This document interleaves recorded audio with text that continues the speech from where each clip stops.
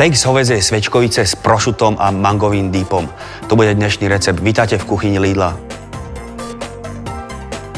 Mango si olúpeme škrabkou. Ďalej mango odkrojíme od kostky. Môžeme kľudne takto na také väčšie kúsky, aj takto budeme mixovať.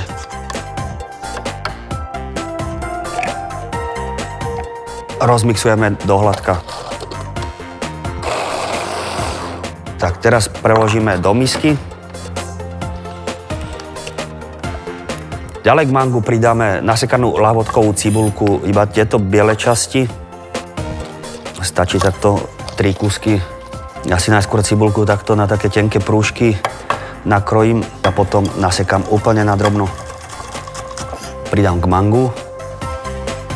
Ďalej k mangu pridám aj trochu nasekanej štiplavej papričky, tiež na drobno. Samozrejme odstraním semenka, aby to nebolo príliš pikantné.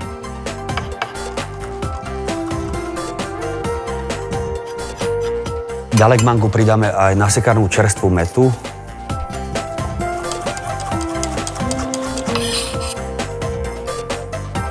Trochu struhaného zázvoru.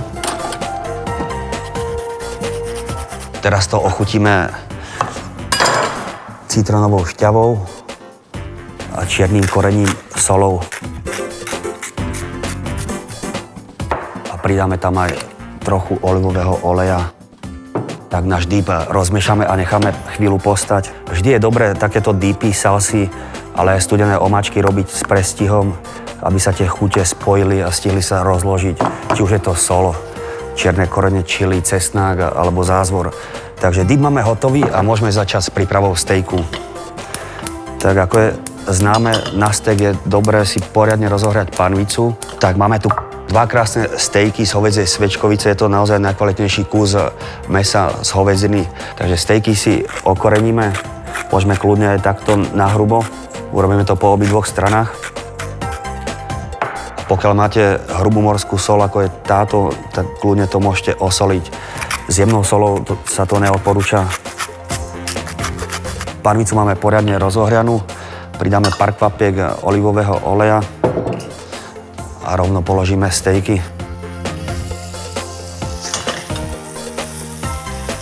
Tak po chvíle stejky obratíme na druhú stranu a ďalej opekáme. Medzi tým si pripravíme prílohu. Dnes to bude restovaná cuketa. Takže cuketu si nakrájame na také hrubšie hranolčeky.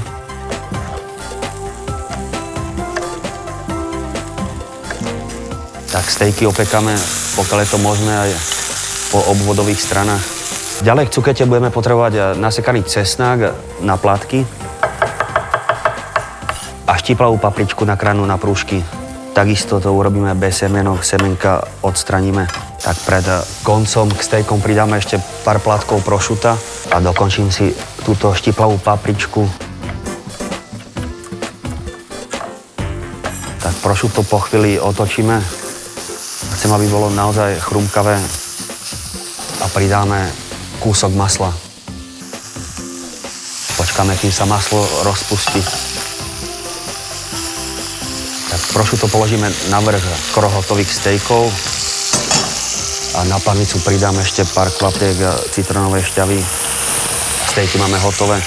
Vždy je dobré stejky nechať odpočinúť zhruba 3 minútky. Je dobré ich zakryť alobalom alebo pokrievkou. Tak pokiaľ máme rozhriatý olej na cuketu, tak môžeme prihodiť na panvicu. Pridáme tam aj cesnák spolu so štiplavou papričkou. Osolíme a okoreníme. A restujeme. Pokiaľ aj treba, tak pridáme väčšie množstvo olivového oleja, tak aby sa nám to naozaj pekne orestovalo. Tak a cuketu máme čoskoro takisto hotovú. Úplne na záver tam pridáme citronovú šťavu a čerstvú mätu. Tak to môžeme rukami na také väčšie kúsky natrhať. Tak na tanier si pridáme najskôr prílohu, restovanú cuketu s papričkami, cesnakom.